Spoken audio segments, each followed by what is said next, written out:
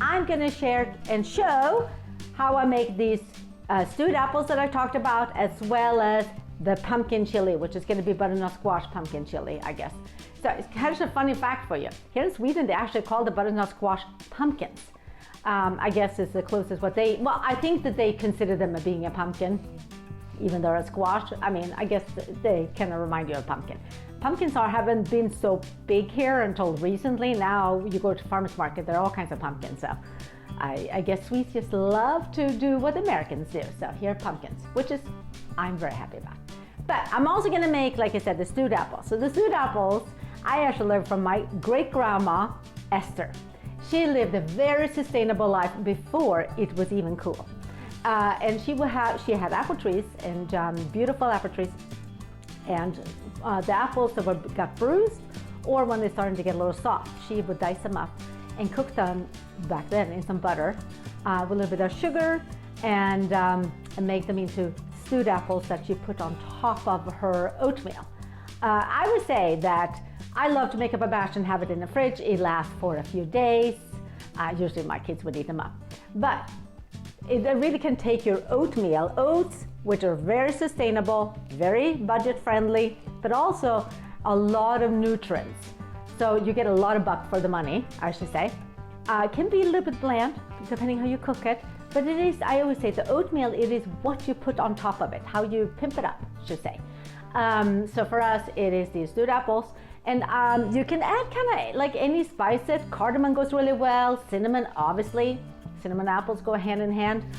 Ginger.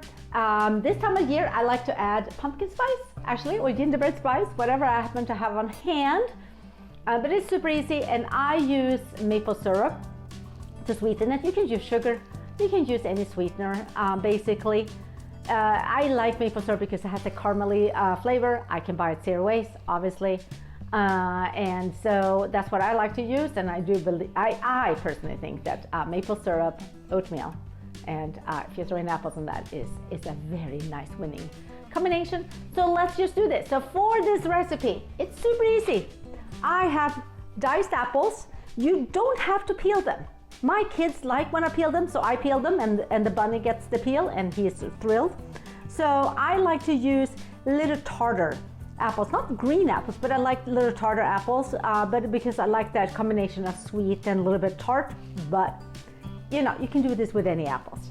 And then I have pumpkin spice, but again, you can use any spice or no spice at all. Some maple syrup, I have a little bit of oil, and then water, that's all. So let's see how we do this one. So I am literally gonna use a cast iron. I love this one, which is actually also funny. Also comes from my grandmother. Look, they don't make them this good. They just last forever. And it's gonna be super easy. Let me show you. I'm gonna put in the apples. And a little bit of the spices. How much? I think it's all up to you. A little bit of maple syrup, just like a tablespoon. So again, I will put the recipe, by the way, in the description box for this, okay? And then we need a little bit of oil for this. And the goal is to just kind of, whoopsie, cook these down until they become a little syrupy, soft, obviously, depending on how soft you want them. I don't like mush. A lot of people like mush. I don't, so I'm gonna have a little bit of texture in it. Okay. Okay, so we're just gonna cook these and stir them. Oh, I wish you could smell this. It smells so good. And these apples, you can also eat them as a dessert with just warm them up and eat them with a scoop of vanilla ice cream or some whipped cream. There are so many possibilities for this.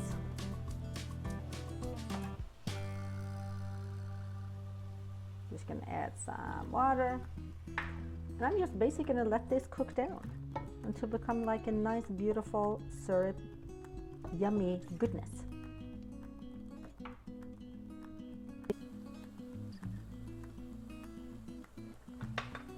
Okay, the apples are done. You can see it here, they're beautiful. And I'm just gonna scoop it on top of the oatmeal like that.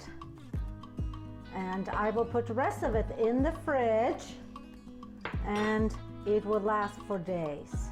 It is so good. It really takes your oatmeal to a new level, and like I said, you can eat this. And apples are a fall fruit, so usually, depending, unless you're living, in a tropical climate, apples should be part of your wonderful diet. Okay, we're gonna get some cooking on the chili, and I have to say that I love chilies because I can add a lot of vegetables, it's a lot of flavor, and leftover chilies, you can eat chili like it is, and we like to eat it with some tortilla chips or some quesadillas, topped with some avocado or some toasted pepitas. There are many different ways you can eat chili, but I love chili because the next day has developed even more flavor, and you can then make a baked potato and fill it with chili. You can eat chili with some rice. There are so many different ways that you can eat leftover chili, and it tastes really, really good, like I said. So I like to make up a big batch of this. I mean, we're 5 people, so we eat a lot, but I like to have leftovers of this one. And this is one of the dishes I love to food prep too. So let's get going, okay? So for the pumpkin chili, I'm gonna have canned tomatoes. I just have tomatoes that I harvested and actually mix them down. But canned tomatoes, I will put the recipe in the description. Red onion, pumpkin or butternut squash. Any beans, I'm using actually leftover black beans that we had from when we had the rice and beans. Zucchini and bell pepper. Garlic. We're also gonna have smoked paprika, cumin, oregano, and just a dash of cinnamon. And we're also gonna have some vegetable broth, but let's get cooking.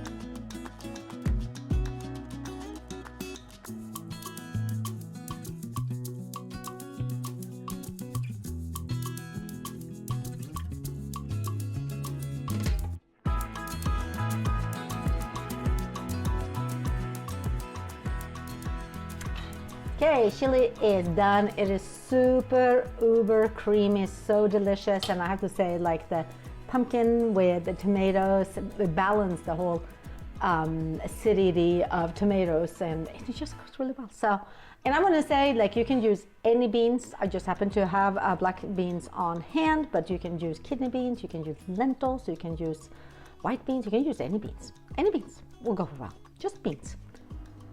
Is it good? Mm-hmm. Really? It's like perfect because it's kind of cold outside. Yeah. and it's even the butternut squash that yesterday you said, no, I kind of don't like butternut squash, but it's mixed in, it works, right?